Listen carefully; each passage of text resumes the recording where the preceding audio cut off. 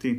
मलिक साहब, स्वागत है आपका हमारे चैनल जाट एकता पर। और आज जाट एकता के विषय में आपसे हम चर्चा करेंगे। सबसे पहले जाट एकता के ऊपर हम चाहते हैं कि आप कुछ हमें बताएं कि जाटों की एकता कैसे हो सकती है और जाट कैसे अच्छे पथ पर जा सकते हैं।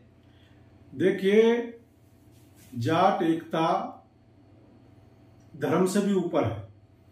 चाहे कोई भी किसी भी धर्म का जाट है, वो अपना भाईचारा कायम रखता है। चाहे सिख धर्म का जाट है, चाहे हिंदू धर्म का जाट है, मुस्लिम है, बिश्नोई पंथ को मानने वाले लोग हैं, अलग अलग पंथों और धर्मों में जाट है, लेकिन उसका भाईचारा आज भी कायम है। सामाजिक एकता उसकी कायम है अपने अपने धर्मों को मानते हुए भी। लेकिन हो सकता है दो तीन फील्ड हैं जिनमें एकता की जरूरत होती है।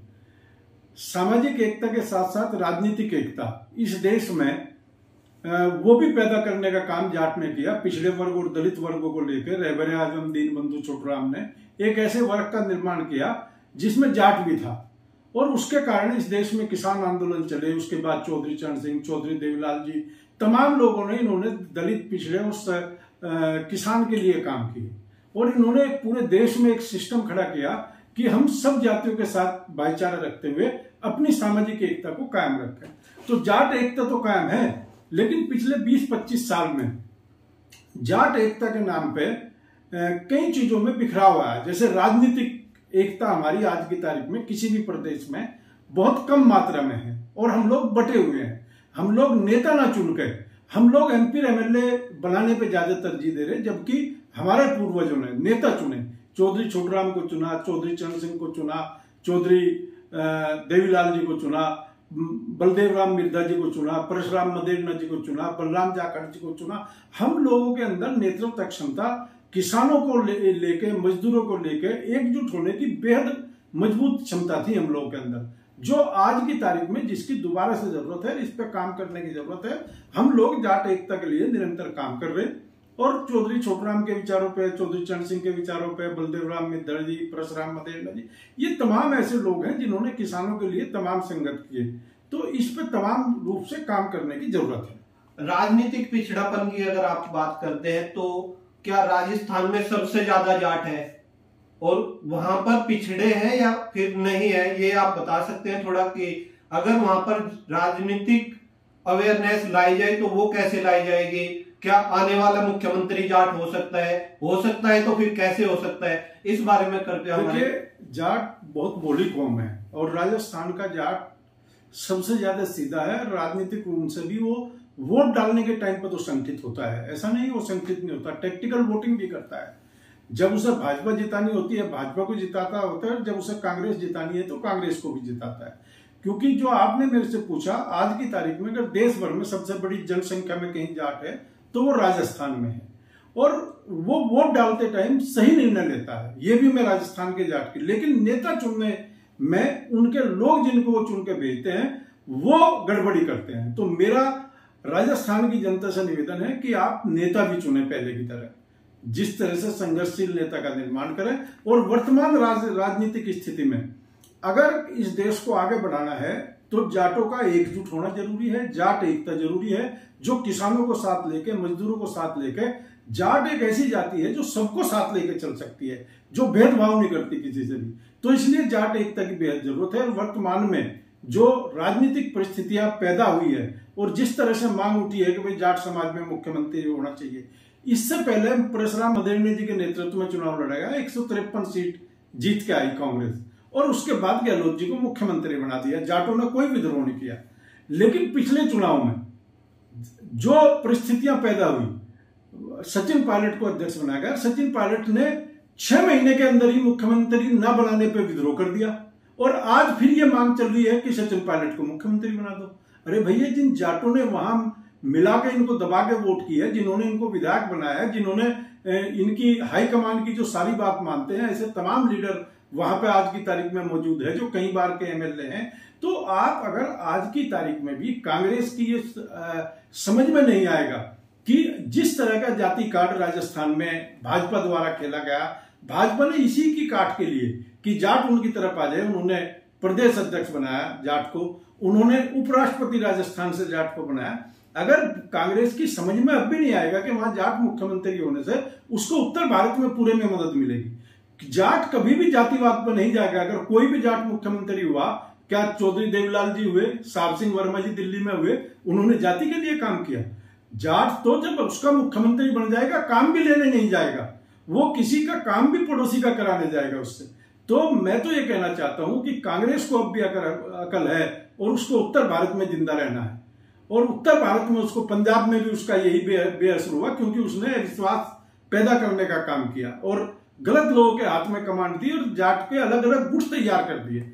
आज राजस्थान के लोगों से भी मेरी अपील है, कांग्रेस से भी हम लोग अपील करते हैं देश के जाट, कि वहां वर्तमान जो परिस्थिति है जनसंख्या के आधार पर, किसान का बेटा, जाट का बेटा, फौज का बेटा, ये तीनों चीज जाट में सम्मिलित है। वो किसान भी है, वो फौजी भी सबसे ज्यादा है, और वो जाट भी है, और ऐसा जाट है जो सबके लिए तत्पर खड़ा रहता है। वो हो सकता है अपने भाई के रात के 2 बजे काम ना आए, लेकिन अपने पड़ोसी के जरूर काम आएगा। तो इस तरह से राजस्थान, अगर उत्तर भारत में कांग्रेस को जिंदा होना और जिस यात्रा को लेकर वो चल रही, इसके सफल परिणाम आने, तो इनको राजनीतिक निर्णय भी सख्त लेने पड़ेंगे। जो पार्टी तोड़ने वाले हैं, जो पार्टी में गुमराह करने वाले, जाट ने कभी किसी ने कोई मांग नहीं उठाई आज तक।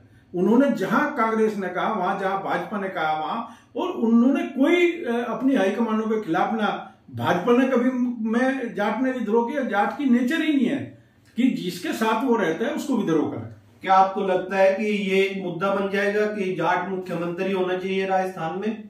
नहीं, अगर ये कांग्रेस की समझ में नहीं आएगी, वो किसी को जबरदस्ती बैठा देगी केवल यारी दोस्ती के दम पे, कि उसकी हाईकमान से किसी के साथ दोस्ती है, उसके साथ रहना खाना पीना है, तो निश्चित रूप से कांग्रेस को राजस्थान में ही नहीं, हरियाणा में बहुत बड़ा नुकसान होगा, पश्चिम उत्तर प्रदेश में बहुत बड़ा नुकसान होगा, दिल्ली में बहुत बड़ा नुकसान होगा, आने वाले चुनाव में मध्य प्रदेश में भी नुकसान होगा। ये तमाम राज्य हैं जहां पे उसको बहुत बड़ी संख्या में नुकसान होगा। तो जाट समाज के लोग आज के टाइम में अपने समाज से चौधरी चरण सिंह, चौधरी छोटूलाल देवीलाल को कैसे पहचाने? आप कैसे पहचानोगे? आज के देवीलाल और छोटूलाल कैसे बनाएंगे? देखिए, आज भी लगभग सबकी विरासतें जिंदा है और उनकी विरासतें काम कर रही हैं समाज के बीच में। ऐसा नहीं है कि चौधरी छोटूराम की विरासत के भी कुछ लोग हैं, और बिना विरासत के हो भी चौधरी छोटूराम को तो ओम प्रकाश चौटाला जी ने भी अपनाया, अभय चौटाला जी ने भी अपनाया, उनकी विरासत के चौधरी वीरेंद्र सिंह भी हैं, दूसरे उनके वो भी है वीरेंद्र सिंह के पुत्र भी। तो ये तमाम लोग हैं, प्लस चौधरी छोटूराम जी तो सबके हैं, लेकिन उनकी विरासत के भी लोग हैं। अगर आप नेताओं को नहीं पहचानोगे, आप पार्टी को वोट नहीं दोगे, और आप किसी को, मेरा पड़ोसी एमएलए हो गया, मेरा गोद का एमएलए हो गया, मेरा रिश्तेदार एमएलए हो गया, अगर आप इस पे वोट दोगे तो फिर बिखरापन रहेगा। अब पिछले चुनाव में हरियाणा में आप देख लें क्या हुआ, जाट एमएलए बीजेपी से भी जीत के गए, लेकिन क्या वो जाटों की मांग उठा रहे हैं? अगर वे लोग अपने समाज के, हम ये नहीं कहते वे जातिगत मांग उठाएं, लेकिन क्या वो किसान की भी मांग उठा रहे हैं? जातिगत का तो कोई मतलब नहीं है, रिजर्वेशन का मुद्दा है चाहे किसी दूसरे मुद्दे हैं।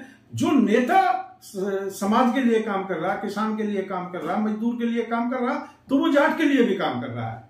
वो, क्योंकि हम बहुतायत में एग्रीकल्चर के लोग हैं, अगर किसान के लिए काम होगा तो हमारे लिए भी होगा, लेकिन जो हमारे जातिगत मुद्दे हैं, रिजर्वेशन है, वे तमाम चीजें, उन पर भी नेताओं को मुखर होकर बोलना चाहिए।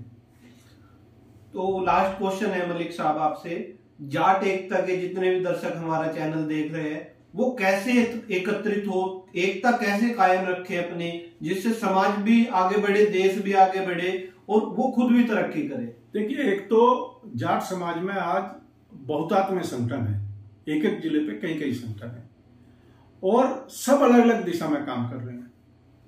मेरा सभी संगठनों से ये निवेदन है कि आप अपने अपने क्षेत्रों में संगठन बनाने की आवश्यकता है, क्योंकि एक संगठन पूरे देश में काम नहीं कर सकता, लेकिन उनको सबको कहीं ना कहीं किसी न किसी उद्देश्य के लिए, जो सभाएं हैं वे सभा करने के उद्देश्य से उनके साथ जुड़े, जो आरक्षण की मूवमेंट चल रही वो आरक्षण वालों के साथ जुड़े। आज अलग अलग मुद्दे हैं जाट समाज के सामने, शिक्षा का मुद्दा है, जो शिक्षा पे काम कर रहा है शिक्षा में उसके साथ जुड़े। राष्ट्रव्यापी हम लोगों को एक साथ जुड़ के धर्मों, सभी धर्मों के जाटों को साथ लेकर, और हमने एक ऐसी मजबूत नींव डालनी पड़ेगी कि हमारी सामाजिक भाषा एक हो, हमारी जाति की भाषा एक हो। हम किसी भी दल में काम करें, वहां अपने आप की, अपनी जाति के साथ जो अन्याय हुए उसकी वकालत करने का काम करें, क्योंकि प्रतिनिधि इसलिए चुना जाता है, किसी भी जाति को जहां बहुल्य है वहीं पे टिकट दिए जाते हैं। तो उसकी ये जिम्मेदारी है कि अगर उसकी जाति के साथ कहीं भी देश में अन्याय होता है तो हमारे राजनीतिक प्रतिनिधि जिन दलों में बैठे वे वहां अपने जाट समाज की भी वकालत करें, अपने किसान की भी वकालत करें और अपने पिछड़े और दलित की भी वकालत करें। धन्यवाद मलिक साहब, आप हमारे चैनल पर मलिक साहब को सुन रहे थे और जाट एकता के लिए हम ऐसे ही प्रसिद्ध चेहरे आपके सामने लाते रहेंगे। धन्यवाद।